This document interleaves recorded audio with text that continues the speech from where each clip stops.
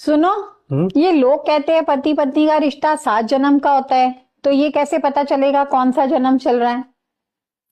देख, जब पत्नी कहे कि आपकी बातें मेरी समझ से बाहर हैं, तो समझ जाओ कि पहला जन्म चल रहा है। अच्छा। और जब पत्नी कहे कि मैं आपकी रग रग से वाकिफ हूं, तो समझ जाओ कि चौथा या पांचवा जन्म चल रहा क्या है। बात है सर।